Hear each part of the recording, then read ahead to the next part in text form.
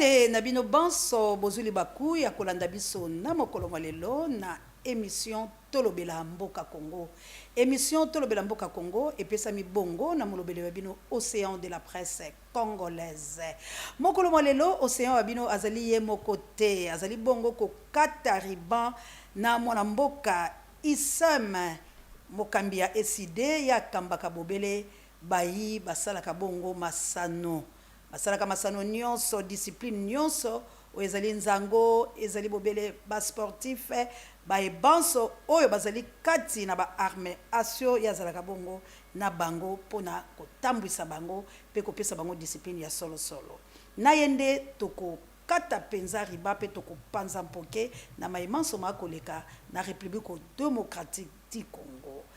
Kasi bandeko na lingaki yambo na pesa invité na ngai Mbote toyo kana nzembo ya mwana mboka Koffi Olomide chanson patriotique o ayembela kibongo Congo abiso alobi ata ko jabolo alati elamba ya mpembe kasi akolonga Congo te.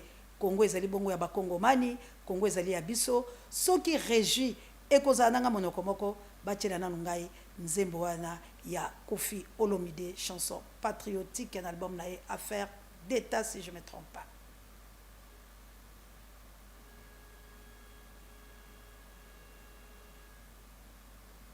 Na banzi ete régie ezali bongo koluka luka boyebi ete oyo esalami bongo na maboko ya bato ezanga kalibaku te kasi atako kino tokokoma na suka régie akozanga te kotiela biso loyembo wana po ete Koffi Olomide aloba nyonso nde la tombeli epenza mbote na molongani wa ye Cindy Leker bisika wapi ezwami bango tokende sikoyo na mwana mboka Mbote mwana mboka Isem. Mbote mama Océan, Mbote na balandi nyonso surtout ya émission Tolobela Mboka Congo. En tout cas, je suis heureux d'être parmi les premiers invités à émission na yo na chaîne Nabiso Tosungana, je crois bien. Tosungana télévision. Oui, ils allaient sika otole kakapé mais na ba chaîne na ba émission mususu. Et na profiter na micro na yo pour na pesa Mbote na les couples présidentiels, le président élu Martin Fayulu na molonga na ye Maman Esther Fayulu o azalaki na Mobembo. Donc maintenant que je vous parle à Zadia na Kinshasa, en tout cas Maman Mbote peut continuer toujours na ba œuvre de bienfaisance comment vous allez ça à l'égard de la population vulnérable et puis sengelo ba été na parti na biso décidé chaque mois ya max to sala ka activité oyo pour na komeka un peu ko conscientiser ba maman ko ebisa bango était bazali ba être moko semblable na mibali et sengeli na bango ba se sous-estimer parce que lelo même na monde média ozayo mo côté ba maman pe belé baza pe na monde wana pour ne pas citer les noms donc ezave ma fierté pour na ba maman na biso comme na bango na ba bisika surtout na ba poste ba responsabilité bazali ezola que ça vraiment émancipation ya femme et puis ezola que ça engagement au ba maman bazana yango pourquoi pas lobby pe na mboka na biso Congo tozo pe mo konza mboka za la maman yango mona ki na ngoma na biso décidé ba maman baza ko organiser mon colo ya le 28 si je me trompe pas une grande activité devant les sièges du parti oyo ba ko connaître participation ya comme invité spécial Maman Esther Fayulu oyo ozana bango yango na lancer na micro na yo invitation na ba maman nyo surtout ya Changu ya Lukunga ya Funa ya Mwamba boya ebele mokolo ya le 28 mars je crois bien pour ne pas faire je crois que ça doit être le 28 pour na clôturer mois de la femme et ko sala mali bosso ya siège na biso na ngonga ya 13h le lenge to sala ki meeting na biso ya dimanche à le 15 na ebité pe soki to kolobela yango et sika obomona ki le président Martin Fayulu ayaki ko pesa message pe ko yebisa bino makanisi na biso décidé par rapport ya changement to pe révision ya constitution en tout cas ba maman na kosenga na bino boya mebele même yo moko Maman Océan vous a déjà invité matondo mingi tokozanga te kozala kasi mwana mboka na libango bandi ete kopesa couple présidentiel Mbote balandi bakolanda yo ana tosunga la télévision na émission la biso Tolobela Mboka Congo bakolinga penza koyoka malamu couple présidentiel ezali bongo mwana mboka Félix Antoine Tshilombo na molonga na ye première dame Maman Denise boni maman kozonga sa biso na ba débat wana te moni na minute oyo les choses ont déjà évolué bato belé déjà ba comprendre depuis ba yebi position na biso motoloko la Martin Fayulu lingomba na décidé la muka pe na bato ba pesa ka bango confiance na moto na bango pe na makanisi na bango bayebi ete nous faisons face à une crise de légitimité, c'est-à-dire ba institution actuelle est illégitime et outi na hold up électoral en 2018 et si kani ni Kabila Nanga na Félix basalaki coup d'état électoral ezali interdit na mibeko mboka na biso pe esalaki ete moto azalaki le chèque ba commissaire le premier Ndeko Tshilombo et jusqu'à présent tant que tolobaka yango nous ne sommes pas des gens comme des rêves. Moi je suis un intellectuel, quand je vous dis ça c'est parce que nous détenons des preuves. Mais comment on a été que Seigneur te tosonga la sima non, makambo ala pambate mais to sito leka sika mona mboka Félix Antoine Tshilombo yenda sali bongo ko kamba mboka to avancer na makambo to yenda ngo posa ke tosonga kozonga ka ete ezalaki bayiba ki mapona pambate bayiba mapona mi bosala pe lokote tikino lelo mona mboka azali bobele ko kamba mboka sika tosonga kaka na histoire wala boko tromper bana pona classe ki batuni ba nani nde mokonze ko maman opposer la question la si sena ko lobato katenga bon pas de problème. Mais c'est que le été crise de légitimité ou bien la crise politique, on a des moutolelo boti crise sécuritaire. Soko tangi makamu soko yoki makamu nanga za koloba azolo ba été institution ou eza illégitime. Nanga mtalaki pesa seni. Tango azolo ba été tiseke datikala kolonga te. Bolingi siko nani mususu ya koyebisa biso vérité. Biso tozana ba procès verbaux. Est-ce que na élection 2023 ou to bengaki simulacre électoral? Yo mona wapi na mibeko mboka na biso basala ba élection pendant 7 jours. Et ça, violation à l'électoral, violation à la constitution. Les lois bozo l'ingabo changer constitution, alors que bozo respecter en côté. Est-ce qu'ils allaient faute à constitution, mais ils allaient faute à bateau et c'est qu'ils va appliquer constitution. Vraiment, vous allez anticiper ngai pambate tant que koloba makamboana okosili s'appelle ngai émission kozala te po ete zali parmi ba mituno tokotuna. Na badaki ndeko yanoka na mo mais kasi e ya no ndele na tuna lelo e boko pesa boko sepela na nanga la maloba koloba lelo po nanga nde mutabomaki nanga zalaki awa nanga ya buki lokuta a BBC batonyo so pa bomisa bimo nanga te. Siko maloba na yende ko maloba ya simbisi ya websa bato. Eloko to sepela ina yeka ka parce que makambo to bana kiki koloba liboso ebite ke batumi bana koloba ete Martin Fayulu atika makambo na nini ya vérité des urnes mais to tika yango depuis mokolo oyo nanga ye moko andimaka en tant qu'ancien président de la CNIT motalonga ki mapona mezali moto ya publiaka te nde sikana nde bat no so ba comprendre que note ce n'était pas une blague qu'on était en train de faire parce que jusqu'à présent nous avons les procès verbaux nanga na expliqué d'abord par rapport à l'élection de 2023 ba proclamer un résultat définitif sur base des procès verbaux on a ça là débat on a bande que belé union sacrée pour na kolakisa bango était Félix est un président de fait c'est-à-dire c'est un président qui a été programmé de manière légale parce qu'il avait caporalisé les institutions pour qu'il soit là mais ce qu'on l'a dit sur le plan logique. Donc, Félix n'a aucune légitimité. Ce qui prouve que l'opposition est allée bon, ya pété. Non, l'opposition est ce qui bilo boyebi que moto oyo aleka kité, mais bilo botiki aleka na c'est parce que opposition ekoka ikosala penza mosala ngo malamu. Maman, aza likambo opposition te. Eza sande likambo ya yonanga bato to votaki Martin Fayulu. Est-ce que le peuple congolais c'est dans l'opposition ou dans la majorité? D'ailleurs, la plupart des gens au ba votaka ba candidat biso ba sala na ba parti politique pour ton information. Mais c'est quoi Singela qui na bango nde ba réclamer victoire, ba réclamer pouvoir na bango. Ce n'est pas Martin Fayulu de réclamer. Yango nozomo na ete tolingi ete na 2028 tango mapona meko salama moto peuple akopona za la moto yo Seni a proclamé comme président de la République parce que le même cause produisant les mêmes effets. Après 2028, on reconnaître les situations tout aux ans il y a crise sécuritaire. Mais kasi yango na makanisi biso na kata dialogue te mama. Matondo mona mboka kasi to ke pena lombango po ete makanisi zali ya dialogue. To ko tona na likambo ya dialogue. Likambo ya dialogue mona mboka na banzi na yambaki kaka yo awate kasi na bietando misusu olobaki na biso ete le 1er mars. Ceux qui dialoguent salamité, beaucoup de les bons partis à SID pour nous un carton rouge. Tout à fait. To komi wapi pambate to bali ko kene la souka ya mois mars. Merci beaucoup maman Océan. Na ba ki le 1er mars c'était na ba ki le 31 mars, c'est-à-dire que non na fin du mois ya mars. To kendaka na conseil national na parti. Ça qui le premier c'est na fin du mois. Non, na fin du mois, c'est-à-dire que 3 mois au cours, c'est-à-dire to ba ki premier trimestre. Premier trimestre c'est aussi là le 31 mars 2026. Pourquoi tu le baki yango? Ezate que tolala ki tolobi yango. Eza mokano to pe parmi ba mikano tozwa ki na conseil national ya parti na biso o esalama ki na mokolo comme o esalama ki na mois de décembre.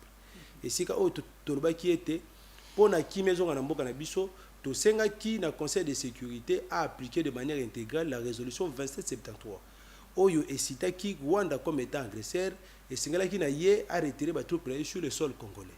Et puis eloko mibale toyaki kosenga comme résolution pe tozaki mokano comme résolution ezalaki par rapport à dialogue. Tout le monde qui était pour na koluka kimia na mboka na biso to pe pour na ko résoudre crise politico-sécuritaire eza na mboka na biso et sengeli to ke na dialogue inclusif o esikani ba Congo manu tout ba kofanda opposition majorité société civile.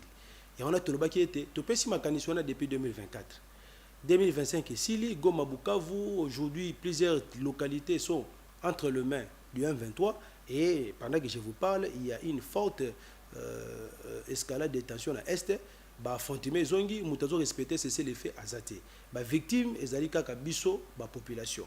Et on a tout qui était dans le Mbangu, vraiment, sur le Lingi Congo, toko quitter makanisi malam o ba tout ba sepeli na yango o yomoko Félix na bande comme sous bo sepeli na yango.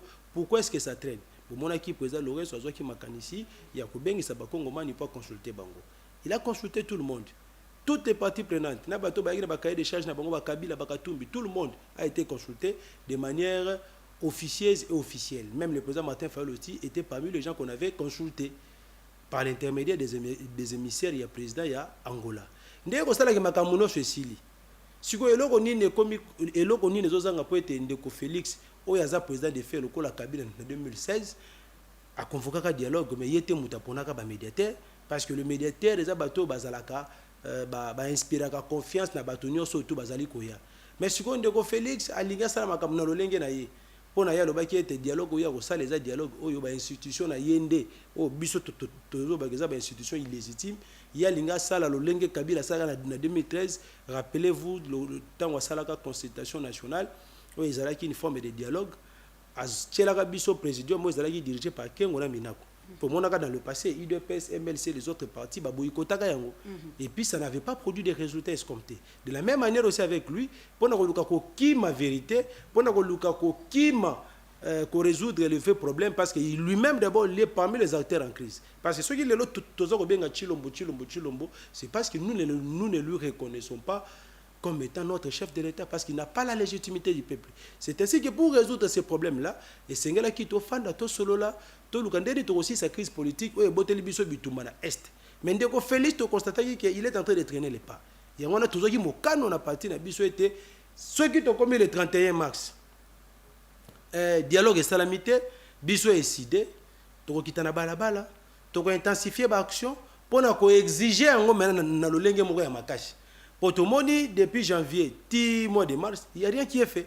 Il y a un moment qui le 15, où il considère qu'il y a un anniversaire à partir de Bisso, le président avait déjà lancé les goûts. Et je vous informe, le 28 ou le 29, je crois, juste après l'activité, ma maman a décidé, je crois entre le 29 ou le 30 mars, tozana mo bangé une activité où la majorité que zala misuna changu tout ça et si ka le président lui Martin Fayulu le commandant du peuple a lancé siko le mot d'ordre pe a copé sa carton rouge dans de Chilombo wana bokomona lisusu ta kike ko luka Félix comme d'autres personnes pensaient que ko kende ko kutana Félix zala ki lokola ke Martin Fayulu bana ki ko kende ko luka poste to pe ko luka décider la muka ba kotana na union sacrée yango moni siko makambe bandi et je vous rassure déjà je crois la semaine prochaine il y aura des activités to intensifier yango ngamoko pe ko mona ngai na terrain.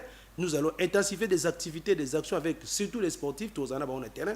On va faire de footing, de marches de santé. On va organiser des activités populaires pour faire entendre notre voix, afin que dans un plus bref délai, Bakoka, fan de Sabiso, tout solo là. Mais le lengue makabana qui kokende na sikoyo, ezo kende ndenge mon côté. Pendant que nous sommes entrés de parler de dialogue, nous avons bande qu'on a biso ya union sacrée, bango bazana mécanisme sous. To sukana wana pona likambuliteli dialogue.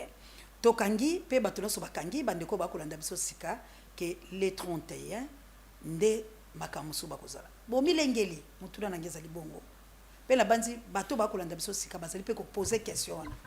Est-ce que bo milengeli pambate ba marche ba yike oyo parti na biso ya SID na mokamba miyango président Martin Fayulu m'a dit on a pesa mbote na mama bispai bazali beaucoup feli ebele peuple ebele atika na ba défaut parmi batoana na yebi moko atobuka lisu kaka na ba marche na biso ya kolinga ko revendiquer ba droit sika soki na koyo kotanga kombola ya komona mabete Christian Bokako atikala lelo na défaut wana liso moko emonaka te pe yango ndezangisi lelo musala na ebite soki balandela kaye sikoyo ba marche obino boko sala est-ce que bomi lengeli ke tango boko bimisa bato to bana ya bato bakoyoka mbela pe bakoya makambo esala maka nini bilo bobongesi pour la ba marche wana pamba te bino te bato bosimbi yenda. Merci maman, c'est la lutte libère. Moni bamboka nous zomona wana ba America, ba France, aux yeux Afrique du Sud. Lelo baza o baza lelo, c'est parce qu'ils ont lutté. Ceux qui ne sont Mandela talakake, ceux qui na bimi na kufi bana nanga ba otika nani. Aujourd'hui, l'Afrique du Sud benga baza l'indépendance baza na ngote. Même États-Unis bozomona lelo grande puissance. Il y avait la révolution américaine. Il y a des milliers d'Américains au Bakoufa. Quand vous luttez pour une cause noble et avec détermination, avec engagement, vous allez arracher ce que vous cherchez. Donc, na minute yondenge zaboye, rappelez-vous le message le commandant du peuple Martin Fayulu. Na meeting wa salaka na Selembao. Ayebisaka bana mboka. Alobi ngai Fayulu avant que moto nangaye lala et sengeli mboka oyebonga. Fayulu renga zawana il pouvait rester chez lui, il ne manque rien. Il ne manque rien. Mais pourquoi est-ce que Moutoloko l'a Fayulu pendant plus de 35 ans, 37 ans, il est toujours aux côtés de ces peuples-là pour défendre la patrie parce qu'à Lingi Congo. Bolingo na ye à Congo, nde saliete lelo à se surpasser parce qu'à autant l'habité. Ngai bana nangai libota nangai ceux qui baza malam. Mais ceux qui ba milliers de Congolais souffrent. À quoi ça sert? À quoi ça sert? Yango mona qui habité et Sengeli en tant que jeune. Et puis il a commencé ses combats trop jeune. Na ba âge na biso. Mais mbala oto ko sengale babima po baseloko babima kate po ete bato bakufaka babima kate po ete bato bakufaka. Maman na lobi boye yoko lo bakabongo te za ko décourager peuple. Je vous parle de la lutte du combat politique. Ngade na za boye na za na molonga na nga na za na mwasi na za na bana tout ça. Mais nazo bundela Congo. Yo kaza ta dengo to lekana ba mission wa eza facile. Toi tu penses que dengo to dénoncer makamezo le cas. Nous sommes en face d'un régime de la tyrannie. Balinga contradiction te. Tu sais combien de gens na ngonga oyo baza na kacho? Na ngonga oyo baza enlevé. Na ngonga oyo bazomona ba famille na bango te. Tu sais combien de personnes? Oyebi combien d'attentats on a raté na ville à Kinshasa? Combien d'attentats? Combien d'enlèvements? Combien d'arrestations? Chaque jour j'ai subi des menaces. Est-ce qu'il y a un raison sangasim? Et ça, c'est intimidation. Bako bomanzoto na ebisaka yo, bako torturer nzoto. Mais âme na esprit na ngai, ata lelo soki na lali, esprit na ngai, na âme o nazana yango. Eza na résistance. C'est ça la détermination que nous avons. Fayulu peut mourir aujourd'hui, mais la résistance va demeurer. C'est l'idéologie. Aujourd'hui, Mandela n'est pas là. Mais les Sud-Africains bâtiront dans l'idéologie. C'est ça ce que nous sommes en train maintenant de prêcher à la population. Je félicite la population, le peuple iranien, pour leur résilience, leur résistance. Ils meurent chaque jour sous les bombes. Mais ils disent que non, jamais. Nous n'avons que ces pays ici, l'Iran. On doit les défendre jusqu'au sacrifice suprême. Et ça n'est que notre biso Congolais, mais même biso plus de distraction. La distraction, la divers. Pour nous faire croire que non, voilà, le politique que vous voyez ici. Il y a raison. Le Congo n'a pas un problème de test, mais d'hommes. Nous sommes en train de souffrir. Nous sommes envahis par l'ennemi. Mais vous voyez les gens, vous appelez, venir participer dans un meeting pour vous dire que non, et Sengeli t'a changé la constitution, et à la fin, il te donne 5 000 fois, puis tu acceptes. Tu oublies que ce monsieur-là qui vous dit ça, lui, sa famille et ses enfants, baza bien, baroku fakanza la tête, na 5e, 6e génération. Mais il y a toujours pauvre dans l'État. Parce qu'aujourd'hui, nos richesses ne sont pas redistribuées à tous les Congolais. Il y a juste un poignet de main, il y a bateau, il y a bazar qui s'est retrouvé dans Kitanabiso. Et toi, tu n'es pas Congolais? Bidi est plus Congolais que toi? Hein, maman? C'est ça le problème. C'est-à-dire on ne voit pas d'abord nos intérêts à nous. Nous voyons d'abord le Congo. Il y a un autre Totolobi. Ataba Kangi, Ataba Bomi, Ataba Salinios. Mais c'est que est certain que l'idéologie de la résistance est en Akatina Bisso. Nous allons résister et nous allons faire en sorte que notre intégrité territoriale est à la restaurer. Ne pensez pas que les gens qui pensent que non, aujourd'hui, Goma Bukavu Dengezawana occupé par les Rwandais, ça ne sera jamais récupéré. Non, il se trompe. Même si Félix partait, c'est lui qui viendra après lui. Il va récupérer les zones occupées. Rwanda a coquille jamais quoi annexer même 1 centimètre. Il y a Mboka Nabiso. Il y a un autre senga qui tobi que non. Au moins dialogue. Importance dans les années. Ils ont permettre de tout ça la liboquer. Parce qu'aujourd'hui, nous ne parlons pas le même langage. L'ennemi profite de la division de Bissou en interne. Il a constaté qu'en interne, les Congolais sont divisés. Pourquoi? Parce qu'il y a des frustrations. Il y a outil na crise, il y a illégitimité de l'institution. Mais moi, maman, et outil na makambebele. Oh, makamona déjà to sola ka yango na 2002. To mekana ko yokana. Na likambulité le dialogue, na lo lengo boko kenango. Na ebité so ebilo moko boko mono bebo ko sala sambla. Parce que tango bilo botelemi le dialogue yali mabete po ete ba Kongo mani sengeli ba vanda ba sangala. Mais na ko vanda na ko sangana, na ko sangala ka wana so pe ba Kongo mani lelo baza kolanda. Toko ko matin na 64e ko sangana ka ba Congolais oyo abutisa lelo côté. Cela veut dire sur la biso ete batu mususu na kati ndenge moko lo na divergence à langage. Boko lo balolenge moko te. Mais si kabilo boko kene vers dialogue inclusif po ete motono sa na kati. Mais tata bokonzi mo ekolo mwana mboka Félix Antoine Tshilombo Balobi ye aboyi bato basimi mandoki. Cela veut dire dialogue wana ko simbate. Po bilo boko senga bato nyoso wana po bango pe baboma Congo. Si katango bilo botemi na dialogue ba ko linga ko senza mobeko likonzi o etindiki lelo mwana mboka baati ayeba ko démissionner na poste na yebisika za na Sénat papa na ngai. Siko toyoka dialogue bo pesa do ba population o baza souffrant lelo. Balanda dialogue batika nango ba kende la changement ya mobeko likonzi tope ba kene la guerre o ezo salama parce que tout le monde ba bombardement FARDC bombardé le loto koyoka bananga ba rebelle ya M23 ba komi déjà na Uvira ba botoli yango to monaki ba mutshasa ba to ba kolela sika bino penza ndeke bozali wala boko tela likambo yango boni dialogue guerre ezali ko salama tope kosenza bobeko likonzi nini esengeli peuple akangala minute akolanda mama pesanga maloba pesanga petan na pesi ota kokatanga te na expliquer ba Congomani bazolanda biso parce qu'apparemment nazokota ozozonga sanga sima nazokota na ozonga sanga sima laissez-moi le temps d'évoluer na minute oyo na koyibiso na nos réponses est simple il y a pas 36 solutions l'unique solution face à la crise actuelle na mboka na biso reste un dialogue inclusif. Na koti siko pourquoi dialogue et puis na relation une opportunité à changement to pe à révision constitutionnelle na ngonga oyo na koti on a dialogue pour na ebisa yo boy oyebisa peuple na ebisa yo mdo pesa mais peuple azola na biso te na ebisho awake en interne nous ne parlons pas le même langage. Aujourd'hui notre pays est envahi. Ce n'est pas le pays seulement de Félix ou bien de l'UDPS ou bien de Kabouya non. Ezamboka yangana yo ya biso na surtout article 60 le Bénin. Et Sengeli na yo Congolais face à une agression extérieure de se lever pour contrer ça. Mais au contraire, on ndenge nini ceux qui na kati boza unité. Le dialogue va nous permettre à ce qu'il y ait cohésion nationale. Ceux qui biso décider to senga dialogue, ils akaka pona eloko moko. Cohésion nationale. Tout ça la liboke moko. Balobaka l'unité fait la force. Un peuple divisé est appelé à disparaître. Muta ko sa biso te, c'est ça la logique. Mutu moko te ngonga lelo bonote ngai na koka azate même Martin Fayulu soka senga ki cohésion nationale parce qu'il s'est rendu compte que lui seul ne peut pas faire face à ces complots de la balkanisation et sengeli to zala liboke pour na to faire face yango habité liboke na ke utaka na bato opposition te.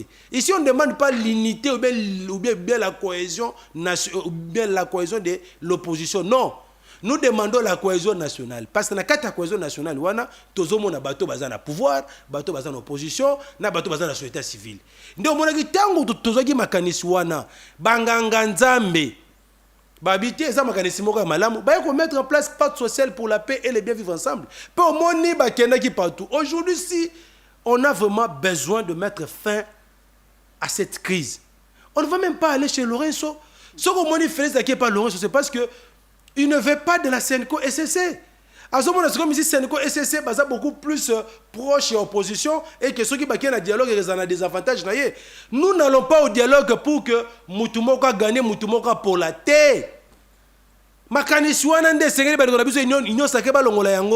n'y aura pas un vainqueur et un vaincu. Au sein du dialogue, nous cherchons la cohésion nationale et à la fin, c'est le Congo qui va gagner. Il y a un monde qui dit, au lieu de makanisi na biso, tocha Congo liboso, to komi ko chaba o biso to lingi, yango zo mona bato ba komi ko poser ba préalable ba condition. Mama ponga na swana yo ndeko na ngai et sengena poser ba condition. Toza na Kishasa te, toza be na Kishasa. Pona solo la yo na ndeko na nga pona makambo mboka et sengena na poser ba préalable. Ezalaka wapi? Ezalaka nulle part. Yango na to bibo ekeno ezala Félix, muta poser ba condition. Pona yede ngolobi akeno et sengeli bato basi mindu ki tende bazala. Mais bato basi mindu ki wana pe baza ba congolais. De mauvaises qualités de balobaka oh par naïveté bakanisa ki keso ki bakei ko sangana ba rwandais baya ko bunza ndeko na bango nde ba kolonga bitumba or babosala ki eteke ba rwandais wana bazala kana makanisa mabe pona mboka na biso lelo Kagame pona ye alobite nga po minangeza nango Félix te po minangeza nde siko denge na koti ya oa parce que bino mo ba congolais mo bopesi nga accès et sengé na ngane na zo une partie ya mboka na bino na annexion na Rwanda et aujourd'hui les nanga et les autres baza ko regretter parce que c'était une très mauvaise stratégie Mouzé so ki nanga yo kaka Mouzé par après qu'est-ce qu'il avait dit Mouzé a qui ko longola biso na dictature mais les moyens par lesquels il avait utilisé pour mettre fin à la dictature elle a qui moyen moko pacifique était ayela biso ba mikumba ne awa ba Rwanda na ba Uganda bango batu wana nde mutu ba provoquer lelo liwa ya Mouzé nde monaka Mouzé bi non on n'est jamais trahi le Congo c'est-à-dire que tu ne dois pas partisan avec l'ennemi. Pourquoi ce Martin Fayulu qui a été humilié tout ça on le bien que no biso bande na biso belé ba kufa misu bazana ba défaut yo moni ndeko azana défaut na ki habité malgré qu'on m'avait fait ceci par Félix a qui a simi Minduki contre Félix non c'est pas ce que nous voulons le Congo parce que batu wana bazela kande bongo Rwanda bandaki kolandela makambo na biso depuis longtemps tant où crise wana légitimité et ben en 2006 et hier en 2011 et s'amplifier en 2018 et comme monsieur se grave en 2023 nous on a profité bien c'est même le moment propice pour nangai na luka ba congolais baza naïf na kosa bango na pesa ma koki pour être soit disant babunisa ndeko na bango mais ngana profiter na simawana pour être na sala nini na annexer ni partie mboka na biso ya ngwana siko total bité makanisi oyo to mona nanga te ba nanga baza ba patin ba supplétif baza utilisé par les Rwandais pour na ba concrétiser plan na bonga balkanisation. L'objectif de nanga ce n'est pas de venir à Kinshasa. L'objectif de nanga ezaka que pour na bango ba patio baza ko occuper wana ba administrer yango et si demain ba kosenga indépendant d'autodétermination et comment annexer na Rwanda. C'est ça l'objectif. Yango zo mona pe tangu toloba ki était ba nanga ba Rwandais baza bato baza utilisé par les multinationales et puis des occidentaux. Yango tozo bagenote Amérique a joué francheté.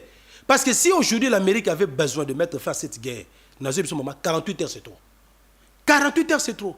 Mais il nous a amené à signer des accords flous, obscurs, en désavantage à mboka na biso oyo lelo Rwanda so wana ndeko na ngai papa makambo kolobeze belé maman makambo kolobeze li ebele mais yango te tozo zolango solution maintenant tozo na besoin ya solution parce que nyoso yo koloba ya politique wana bato ba yebi yango po ete yango na sio na bibe maman na kosangana na biso na kosala liboke wana ndeko sala ete tozo ba mikano te ba siko olobi ya no te tosala plus de 60 dialogues 64 dialogues ata 100 ata 70 et boutir de l'autre côté litomba na ngweza nini mengana ko yebisa oboye ce n'est pas le problème, il y a dialogue ba dialogue nous tout ça là tozo ba mikano malamu nous avons pris de bonnes résolutions mais est-ce qu'on a appliqué ces résolutions? On n'a pas appliqué ça. Mais tant que tu as appliqué c'est que tu tant yo kate mama tant que tu as appliqué ngote et les lingi kolaksanine la classe politique congolaise est médiocre. OK. Et ça sérieuxté ozomona tozo ta conférence nationale souveraine ba mikano bazwaka Ozu Monseigneur Mosengo, médiateur. Azwa Mikano, bayokani que notre premier ministre, il faut pas voter. Ba voter premier ministre, Etienne Tshisekedi. Mais Mobutu il a foulé au pied les résolutions, il y a Yanini, il y a 16. Aïko tchela batu kengo. Et cela n'avait pas résolu le problème à cause de la médiocrité de la classe politique. Aujourd'hui, Félix, Azana pouvoir, il y a une réunion sacrée. C'est dialogue international. C'est ça maintenant ce qui tue le Congo. Si Martin Fayulu pour lui l'intérêt c'est le Congo, mais pour les autres opposants, l'intérêt ce n'est pas le Congo. Est-ce qu'il y a bien agenda à Kabila? agenda ya nanga tondi bela professeur Émile est-ce que agenda ya Katumbi la salite la Congo yango na zoyebisa yo awa ke no place oyo siko tozoloba boye moto aboyi dialogue eza moto yo azali complice ya balkanisation na mboka na biso po moto alingi ke mboka na biso ekabwana te moto alingi ete bana oyo baza kokufa ba maman baza ko violer chaque jour. Tu sais qu'il y a plus de 8 millions de Congolais qui vont vivre en errance, de déplacer sur leur propre sol. Est-ce que vous vous souciez de l'avenir de ces enfants-là? Pendant que yo bana no baza bazo kende kelasi, mais bana wana bazo tanga te. Yo bana na yo, o bazo tanga awo. Na bana wana baza différence zanine. Bana na baza banani ba étrangers, ils n'ont pas droit à l'éducation. Les femmes qui sont violées là-bas, nos sœurs qui sont violées là-bas, tuées. Et je vous rassure, le jour qu'on va libérer les zones occupées par les Rwandais, tu as une fausse commune et belé. Là-bas, c'est la terreur. Là-bas, c'est la terreur. Il y a un côté ce tobi que nous devons. On a vu ce tobi total à Kamo, on a tout bazo sala wana banane bandeko nanga tout ça. Martin Fayulu ne peut pas accepter de se mettre autour d'une table avec eux. Mais s'il accepte ça, c'est parce qu'il veut sauver le Congo. C'est parce qu'il veut que l'unité du Congo soit consolidée. Il veut que la paix soit consolidée. On n'a pas de choix. Même Mobutu l'a dit. S'il faut même dialoguer avec les diables, on le fera. Mais en sorte que le Congo soit indivisible. Nous devons appeler nos frères. Comme on l'a fait en 2002 avec Jean-Pierre Bemba et les autres. Bemba a bénéficié à dialogue, maman. Ce qui dialogue, ça l'a raté. Bemba l'a raté na Zamba. Est-ce que Yoba Bemba? Bemba avant 2000, avant 95, c'était un affairiste. Il travaillait dans Sibé Zaïre, pas Papa Naye. C'est pourquoi il a fait l'économie. Bemba est entré aux institutions grâce au dialogue. Mais aujourd'hui, tu vois ces gens-là, l'Union sacrée, ils disent non, pas dialogue. On ne fait pas un tel, on ne fait pas un tel. Mais yo, comme on a si moi j'étais connu Bemba, c'est parce que tu as pris les armes à travers les dialogues. Mais on ne doit pas dire que non, voilà, il faut que tout ça la bon. Il y a un moment qui te le bien et c'est un to kata makambouana. Et ça la tête après ma ponami, qui est toujours un groupe de gens où ils vont contester pouvoir en place et après bah comme rebelle tout ça. Il y a même une rébellion qui vient de naître dans Katanga. C'est très dangereux. Entre-temps, bayi politique ou bayi pouvoir. Bozali ko sala kaka lokola nteke.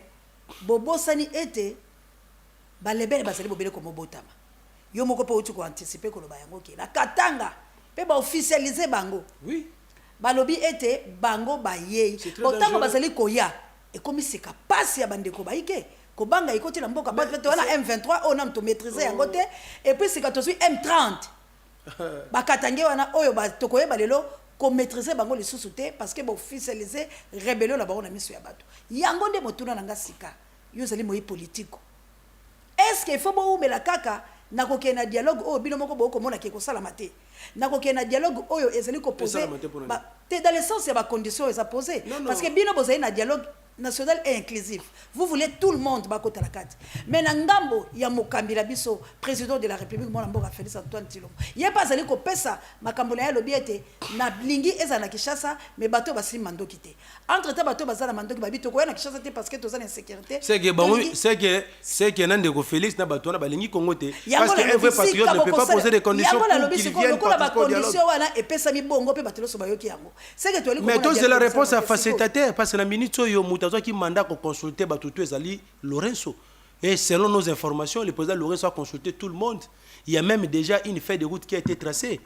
Azos de Ndeko Félix, il n'y a pas présenté, mais Ndeko Félix est en train de traîner les pas parce que pour naïe depuis que bomba, depuis que bomba qui nani Willy Ngoma, na donne na cité Rubaya, pour naïe c'est-à-dire que non, maintenant sur le plan militaire c'est ça l'important. Or on a vu que sur le plan militaire, on a essayé, ça n'a pas abouti. C'est ainsi que nous avons dit non. L'option militaire, oui, c'est vrai. Mais militaire, on a besoin de la renforcer. Militaire, pour la renforcer, il faut en interne, tous à la bomoko. Tous à dénoncer la infiltration au sein de nos services de sécurité, au sein de nos forces de sécurité. Il y a un moment Rwanda a progressé parce qu'il sait qu'en interne, il a ses émissaires. Mais maintenant, pour nous, c'est pas bon le rapport de force parce que rapport de force, la minute ezali ezala bandeko basali rébellion na Katanga wana. Na munoko na bango ka Félix c'est lui le problème. problème ça te to convoquer dialogue ba ya ba bisa biso pourquoi ba si minduki quand aussi longtemps c'est comme le conseil de ko konzi non siko non banani ba ba senga biso te bato ba senga ngo ezali bato ba linga kongo te za bato union sacré mama na ngonga oyo ko sala face là ba o ba lingi kongo là ba o ba lingi yango zo mona yoka siko fabino bolingi kongo bolonga ndeko langa yango na c'est ça yango na o komi siko na moboko ya likambo mama to pesa ki makanisi ya dialogue liboso bato baboyaki yango mais na sima bato baye kondima parce que bato ebele bakompanaki yango malamu te pe na expliquaka bino wa mettre fois o eza dernière fois na expliquer yango peut-être na émission na yo biso eside tango tosengaki dialogue to banaki kotala te ke na sima na yango ndenge bakongolais to bazalaka bapresident so bazalaka ezalaka mpona kopartager gâteau te tosengaki yango mpona nini tobaki 4 priorité ya liboso tolobaki ete tolingi dialogue tango tokofanda kuna toluka ndenge nini tokosauvegarder intégrité territoriale conformément à l'article 63 toloba ete yo nanga esengi to défendre mboka na biso face à toute agression extérieure pelo kami balé o toyobaki ke na dialogue esengi to solola eza ko mettre fin à gabegie financière c'est-à-dire ko mettre fin à détournement na corruption pour na ko permettre à ce que to instaurer gouvernance mo intègre pour to mona ki na kata mboka na biso il y a des institutions budgétivores o mbongo ekenda ke belé mais ça la keloko moko te nous sommes dans une situation de guerre et sengeli to zo mosolo na to mobiliser ngo pour na effort de guerre totali par exemple CNSA olenga et ça la nini totali par exemple na ngonga oyo parlement assemblée nationale au juna sénat rôle nango eza nini face à la guerre lelo ba député baza ko exiger ba 21 000 ba frais de fonctionnement j'aurais même appris ici que il y a même 14 millions qui a été déboursés pour na ko répandre kaka sala nini il y a parlé du peuple siko mosolo wana nyostwana pourquoi ne pas mobiliser ça si le parlement aujourd'hui est supprimé pour récupérer ba mbongo nyos ba député wana na ba frais de fonctionnement pour na ko mobiliser pour les efforts de guerre et ko permettre mboka na biso azwa makoki esengeli pona ko bunda pe eloko amisa tout comme priorité na biso la ni maman ko mettre fin na ba violation ba droits humains c'est-à-dire ko sala o ba bengi décrispation du climat politique, qu'on permette na exilé politique bazonga, qu'on libérer ba leader d'opinion politique ba opposant au baza détenu illégalement, ba Jakindala, aujourd'hui banani ba Nathanaël, aujourd'hui ba Kamizelo, ba Zebele. Ba libérer bango pour na la décrispation afin que l'air ba kobima to ko fanda to sori na kimia. Madame Denise Bakajika oyo depuis le 1er mai 2024 ba levaye ba kangaye na année nangonga lelo jour pour jour déjà famille ne ba kesika ba chaité ya ono monaki maman na yaki na ki koluka président Martin Fayulu pour na ko dénoncer yango et ça na ba légion il y a des gens au peut-être bazana bande côté bazana bato ba ko lobela bangote baza ko couper na ba prison baza ko couper na ba cachot baza ebele ya ona sikoyo esengeli ete to mettre fin à violation ba droits humains wana pour na ko sala o ba lobi décrispation climat politique pe quatrième priorité zanini mama ezali kolukandeni to kosala ba réforme institutionnelle. Pourquoi ba réforme institutionnelle? Pour permettre biso to cha seni moko ezala réellement indépendante. Lelo jour pour jour seni oya kadima eza déjà hors mandat. Et sengi to cha seni asika. Et senga ka ba tractation parce que toutes les composantes doivent envoyer leurs délégués au bazana kata seni. Et ko biso mokolo. Na nous te to aborder si wana. Après il faut que ça la audit à bureau ya kadima. Ndenge ni bajela ki mosolo surtout moni ba magwe ezali bakokanga bango batie bango devant banzuti ko lukandeni ni équipe yesika o to ko installer ba c'est la biso calendrier électoral o ezalo ko la boussole to yeba mokolo nini mapona meza parce que nous sommes restés pratiquement avec 2 ans techniquement par là mais il y a rien qui est fait donc ndeko Félix akokipe ko profiter na retard oyo pour na glisser.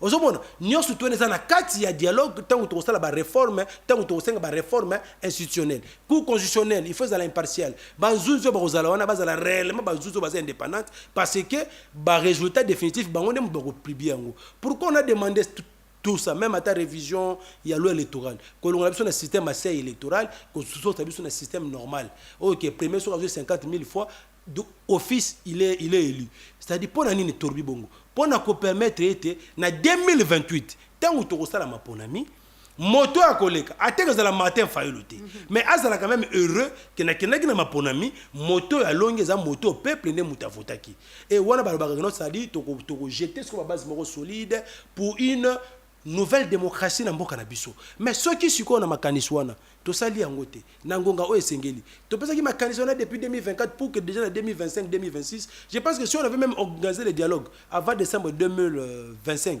aujourd'hui Goma Bukavu et les autres territoires n'allaient pas tomber il y a on a siko to tolobi au fur et à mesure que vous traînez les pas Au fur et à mesure que vous ne voulez pas, vous avez maintenant vu, il y a maintenant une rébellion qui vient de naître.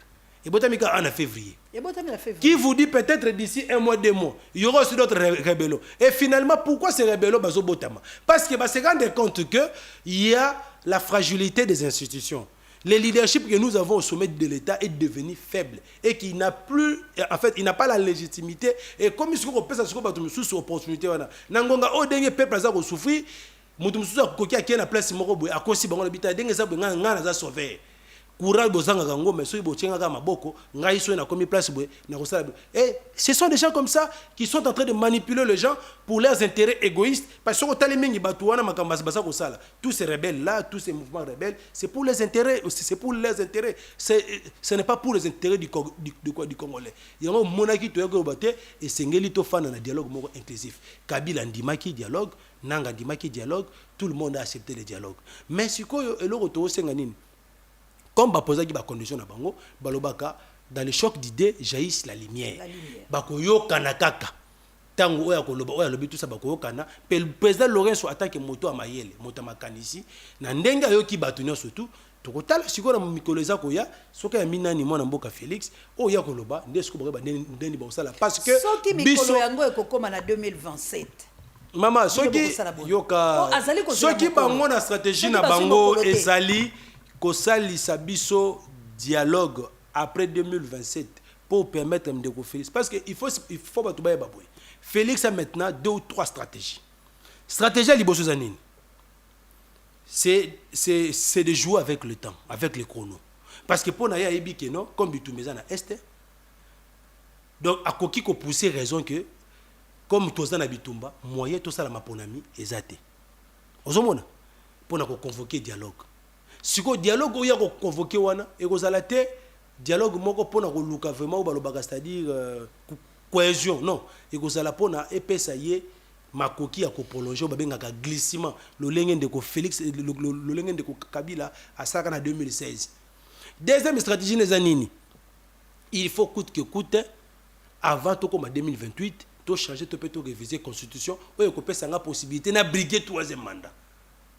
Yango siko moni ba okena biso siko obaba na je kizengi tindika chakal biso ba dikando ba kino to timba to donc to ebi yango déjà siko biso pe siko to okeso na je na bango te bango ba okena biso na je na révision tout ça to beza distraction. Je vous avais dit que je vous parlerai de l'inopportunité il y a changement to pe à révision constitutionnelle. Na ko biso be mama nangonga oyo d'abord sur le plan constitutionnel sur l'article 219 ils ont interdit que ba rebasa la révision constitutionnelle. C'est interdit dans l'article 219. Maintenant, pour parler maintenant du changement, il n'y a maintenant aucune disposition constitutionnelle na mibeko mboka na biso o ezo pesa mutumpi photo pe pouvoir ya ko changer yango ezate. Mais tandis que pour na bato ba yebité, pour na to élaborer pour nino constitution autoza nango lelo ezalaki na constitution auto bengaki constitution le 5 avril 2003. Moi, se documenter. Il est professeur, il pense qu'il est professeur, docteur, tout ça. Il se documenter. Et certains enfants vont être migolo, mais il faut t'expliquer. Au moment où tu es dans Sun City, tu as l'accord global et inclusif. Tu as bien été, nandenge to sali analyse politique comment analyse politique sécurité mboka na biso tu es comment on a été outa 60 tina 2002 et donc banaki ko sala été batuba ke no sima minduki ngai bemba et les autres les roubaix to sima minduki c'est parce que to banaki ko contester régime ezalaki illégitime c'est-à-dire pour eux musée régime na ezwa ki pouvoir par le coup d'état ya ngona monaki to simba siko pona ko résoudre problème wana ndo monaki ba ki ko jeter baba solide to ko sala obabengi parti républicain ozalaki fonder une nouvelle constitution siko pour que to sala constitution sika esengeli ko sala mibeko oyo ko sala ke to ki na référendum yango moni basala ka obabengi constitution à transition du 5 avril 2003 constitution dans l'article 104 ezali bande ko se documenter pour mona yango article 104 il y a constitution à transition et pesa ki ndingisa na Sénat de l'époque asala nini a élaboré avant projet ya nini il y a constitution oyo esengela ki ba soumettre ngo na référendum c'est bien écrit nde omona ki tangu toke na référendum na 2005 ba ki ko se basé tangu bazui ordonnance loi wana ordonnance loi pour notre un référendum portant élaboration et constitution et sika. C'est basé qui l'article 54. Si vous avez c'est l'article 5. Donc il y a un référendum pour nous changer. Non, l'article 5 est clair. L'article 5, c'est un article qui donne la souveraineté au peuple. Et que le peuple a le pouvoir, on a sa pouvoir dans moto à Lingui. Mais par quelle voie? Par la voie de quoi? Des élections. Les référendums dont il s'agit ici, ce n'est pas le référendum pour donner le pouvoir. Parce que dans notre constitution, il n'y a que deux dispositions. Oyo, et ça, là, il y a un référendum. Disposition article 214 alinéa 2. Oyo ba ete soki mboka na biso to lingi to annexer to peto adjoindre une partie mboka na biso na bapaya et sengeli to na référendum pour na to tout na peuple soka ko ndimo be soka ko boya. Deuxième possibilité to pesa biso mokano to kende na référendum ezali l'article 218 alinéa je crois 3. Oyo ba ete to koki ko réviser article la biso to ko réviser constitution la biso mais soki to réviser yango pour na ezala approuver. Et Sengeli a des chambres réunies en parlement. Kabila Salagan en 2011, je crois. Ils n'avaient pas convoqué les référendums.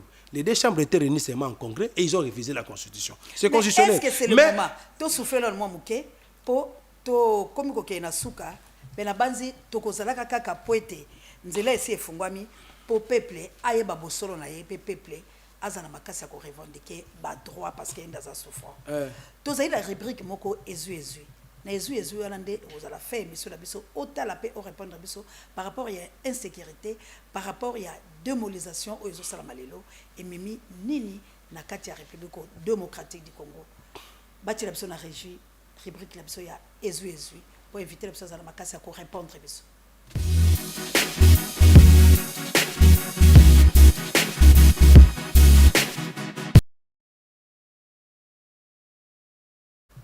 Bandi ko balandi na banzi ete peuple azali komonyo komona mboka moto azali lelo base ya souffrance azali bongo population démobilisation bako buka bango sans kopesa bango bayokanaki balobaki place bako sala babuki bako pesa bango misolo po ete basombaki na l'état bisika wana l'état nda tekelaki bango pe passe ye ko ya makasi mama moko aza victime ya bako buka balobi na bango mwana za na kati bato bayaki kobuka baboyi koyoke la population babuki babomi mwana ya mama wana na kati sika makambo ya boyi tango ekokomela bilo mboki ali na guerre malongi ekomona te peuple akofutama te boko buka peuple boko tika bakambi misusu to bakonzi misusu ope batongi babe bango baza bénéficiaire mais peuple na souffrant boko lo ba peuple na souverain peuple na nde muta ko voter bino na 2028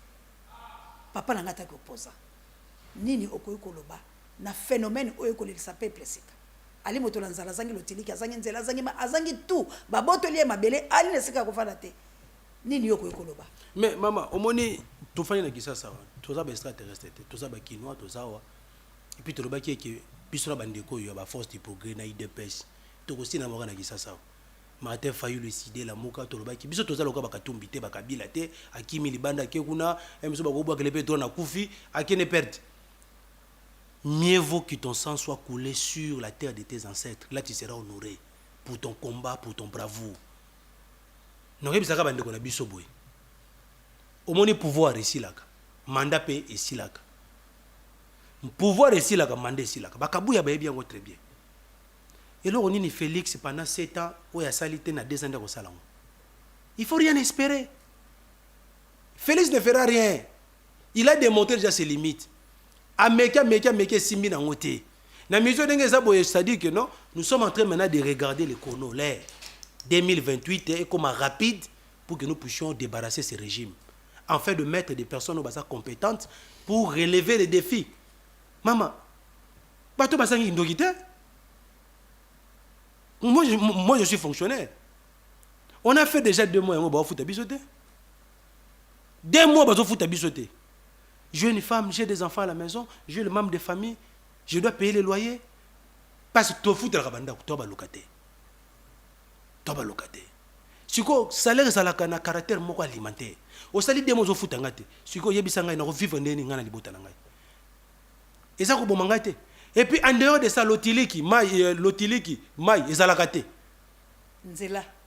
L'hôtel qui m'a exaté. Nzela n'a parlons pas. Bozola biso mutumoko boe bumba bo poser les biso wana. Il ne connaît absolument rien. Mais botier on a pour l'intérêt na bino mesquin parce que comme il est faible, boza na facilité ko que nous orba miette pas na ye. Mais nous qui sommes là, nous sommes comme si tous vivre dans prison à ciel ouvert maman. Insécurité n'a parlons même pas. Moi na oyo alegria. Moi na 2 ans. À cause de l'insécurité, de l'incompétence de Bumba. Freddy paye wala. Ceux qui ont sécurité dans la makasi na époque où Félix Babotamaga. Mais peut-être il ne serait pas aussi en vie aujourd'hui. Qui dit que cette fille-là qui est décédée à l'aiguille il y a 2 ans, c'est demain, qui connaissait son avenir? Yo Félix ba sécuriser yo tango botama en époque azaï au comité mukolo le président, mais ces petites filles là de 2 ans à cause de ton incompétence parce que tu n'as pas pu sécuriser sa vie. Bakulu n'en parlons même pas. Baotaki ko braquer na yolo, un cambiste. Il a été lâchement abattu. Qu'est-ce qu'il a fait? Motazo de Brésil comment maman n'a besoin de trop c'est tout Jacques Mene là ministre c'est yani il y a intérieur. Combien ministre insécurité. Jacques Mene. Il n'arrive pas à assurer la sécurité des kino de leurs biens. Qu'est-ce que la police aujourd'hui fait? Si ce n'est pas la tracasserie. Chauffeur bango yo bazao bazala ba grève. Pourquoi? Parce que bozo senga na période du moko 4 documents. Bazongo wapi? Aujourd'hui la plupart des Congolais, soit non fonctionnaires qui est censé être respecté dans son pays, je mène d'abord une vie misérable. Parce que le maudit salaire va payer Sarabisouana, ce on a payé sur un maman, attends qu'on foute la ndako, qu'on foute la tête. On me suit ici par tous les fonctionnaires. Hein maman? Mais nous sommes là, nous avons dit, on doit se battre. Tu fais là, moi, bali gablo, aux ans, moi, taxino et boulaka. Mais on te demande d'acheter 4 documents. Mais c'est que bolinga rabatou en terre. Est-ce que pendant aussi ça va mouter, je ne faut pas ça va quinoa, bah sombre, 4 documents. Non, non, na pesa ka bango makanisi ya genote pour aussi ça bambouter ça non simple. Ko bomaka ka ba heureuse ça ba Carrefour. Ça ne va pas vous demander des moyens. Yango zo mona même ko tuba bisinga note voilà lundi le jour grève. Et pendant qu'il y a la grève, les activités économiques eza ko kenena ralenti. C'est un manque à gagner pour l'État, c'est un manque à gagner pour la République. Et tout ça comment dirais-je, Bouma ne voit pas ça maman. Donc maman nazo bisayo et na émission un jour les gens pensent que si me voient à la télévision donc nazo vivre nous tous nous vivons à Kinshasa pas ces amakasi na mboka oyo l'unique catégorie bateau l'unique groupe bateau ba se retrouver ça bateau bazana passer la pouvoir les chrétiens de l'union sacrée et puis bazaka muké un groupe de gens nous sommes plus de 5 millions de Congolais et toi tu penses que aujourd'hui les Congolais même ici ça naïf et en afin de la muki kabuya ebisie moi na maya. Tu sais que moi j'ai même d'autres membres de force du progrès, là je te l'ai dit, qui viennent chez moi pour me demander l'argent. Et on les appelle seulement pour des opérations ciblées. On les appelle, ce sont des gens, ils disent que notre... Et puis ce sont des petits qu'on a recrutés que moi je connais très bien. Et ils ont dit que notre... Toboy, ça souma kamwana te, constitution va rechanger en côté. Wana maloba ya ba na force du progrès. Et force du progrès non parce que c'est-à-dire ils n'ont même pas l'idéologie de l'IDPS. On les recrute comme ça. C'est honorable. Biso tozana sima ya peuple. Constitution va changer en côté parce que Kabou yako sakabiso. On nous donne seulement des miettes. Maman pesa ngata une minute na peut sourire za la pona. Na kopesa une minute. Ah OK ça va. Merci Penza to komi na biso na suka ya émission la biso tolobela mboka Kongo ya mokolo mwa lelo kasi to kopesa moi minute moke régie pour être na ndeko la biso. Juste pour la biso ya ezu pour être au clôturer nini ya moto ya esengeli peuple akanga na maso ba. Mama ya moto ya esengeli ba Congolais boye ba été pas seleki. Bilenge lelo bazana misalate. Nous souffrons à tout tangi classe nous ça les até. Ba o bazo sala baza ko se retrouver te bisoye eloko ezate yango zo mona lelo nous sommes comme ça parce que nous aimons les pays.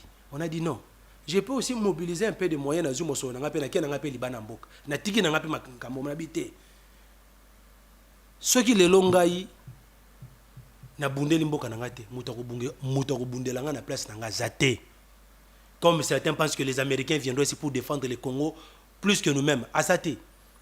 Il y a c'est-à-dire tout qui n'a pas éveil de conscience. La résistance, la résilience. Dengue za wandeko, Tshisekedi atika na 2 ans. eloko oyo atika nango 2 ans oyo atika nango eza na eloko oyo tako sala na 2 ans oyo pendant 7 ans asali yango te yango na pona biso to s'attendre na eloko moko ya malamu epana ete l'unique solution pona biso lelo tokomo luka ndenge nini toko sauvegarder intégrité na mboka na biso ko défendre mabele ya bakoko face ya agression extérieure yango wana tolobaki makanisi ya dialogue mais ce que moni mutaboyi dialogue c'est kaza complice ya projet na balkanisation. En ce moment-là maintenant, nous en tant que peuple, nous allons appliquer l'article 64. Article 64, maman, même si le président Martin Fayulu a émis son batouté, ils sont déjà en gestation. Activez-en déjà. Moutazan a levier dans les aïeux. Activez-en déjà. Ils sont en téléchargement. Au moins, il passe kino bazomona. Face à tout ça, yo sugo yo fani na yo kabuya. Si tu te sens vraiment que tu es homme, pour des intérêts mesquins na bino bozora ba miet wana pour na koluka bo prolonger mandat Félix orobi té comme les députés nationaux ngana kabuya na Chilumbai talaka batongo kabuya Chilumbai Kazadi Chilumbu ce sont ceux-là ces gens-là qui cherchent à changer la constitution ba Chilumbu ba kabuya bazobosana ke no ba ekumbake bazali bazobosana ke ba kabange bazali bazobosana ke ba Gilles Boulembi bazali c'est-à-dire que no bango ba Chilumbai ba bité to changer yango pour ça bord na biso bazoye ba te voilà la constitution congolaise eza opposition te eza majorité te eza ba congolais no surtout aujourd'hui l'affaire de l'opposition concerne tout le monde maman si on change la constitution yebaka ete oza soda oza fonctionnaire oza étudiant oza élève oza vendeur on a tekaka tomate mama bobo baka eko concerné bino yango eza likambu ya mboka eza bukuli konzi moto akosimba ngo azate parce que ba pesi bango ndingisa te mais na yokaki ndeko moko boya UDPS akenaki kokotisa na Assemblée nationale loi moko wana pona koluka soki tout ça loi na d'abord toyebisika ba député mukolo kaka boko chonga kaka na table pona bo étudier yango eza mukolo to na parlement wana monika loi na mutala ki et puis ayina na cessé à côté ici Tony Mwaba azui loi na soki ya référendum ache oh référendum ça déjà déterminé que non basala on kaka na deux conditions article 214 na article 218 mais yesu ko lukia fungo la brèche na article 5 pour permettre bango basala changement ya constitution mais mukolo kaka mboji akozwa loi wana ache yango na ordre du jour mokolo wana tokoya ko benga na bango na pays du peuple matondo la banzela awandi. Là je suis très clair et puis deuxièmement dans la constitution ba mataba kita mama ata virgule ko changer te ceux qui baza makasi ba pesa kabuya ta papier ba pesa kabuya ta papier katana na ba force du progrès ko longa limité ti ko ya la pays du peuple et ça 5 km te ba ya siège décidé zali non loya pays du peuple tout le monde a kabuya ba ya ko déposer wana que noté moi kabuya je suis venu en tant que député national illégitime qu'on déposer loi pour réviser tout peut changer constitution ça serait un chemin de non-retour donc l'article 64 maman est en téléchargement ceux qui vont changer la constitution na ko bisa na bande ko na biso IDPS boza la près peut-être que mutali bosso pour beta massa c'est zalangai donc vous allez marcher sur nos cadavres vraiment. Ça passe ou ça casse ba chala mutaba bang sa mutazate biso na bino tokotala matondo na banzila awande to sukisi mona mboka lobi bafwa bashala Congo au Congolais ndenge to lobaka la patrouille la mort nous vaincrons le peuple congolais a déterminé pour nous délivrer mboka na ye na banzina awande to silisi émission la biso to lobela mboka Congo ya mokolo mwa lelo kasi la kokite kosilisa bongo sans pour autant na pesa mbote na équipe technique ou accompagné qui na mokolo mwa lelo na sima ya caméra na moni bongo mwana mboka Nemi mobala mokusa lekin tabanelengi Nemi na biso azali bongo ya goût. Merci encore une fois na réalisation ya Bouba misapi électrique na pesi bongo matondo na Gilompinga oyazali bongo sika na ville province à Kinshasa comme la République démocratique du Congo. Merci et bon voyage nayo ba pour amento angolano bon dia botar de bonne nuit na émission ezokomela bino mamour d'Angola na mokitene Florencia Matondo Mido et pourquoi pas notre Michel les coq chanteur azali bongo na studio Nzambe abatela yo to pesi pe grâce mboyo oyokalate bokomona ye kaka awa na tosungana télévision Nzambe abatela bakongomani nyonso abatela ekolo biso Congo tolobi non à la balkanisation tolobi Congo au Congolais que Dieu azala kati na Congo. La patrie ou la mort, nous vaincrons et la peur doit quitter nos esprits. Matondo lo mona mboka. Ingeta. Ingeta maman.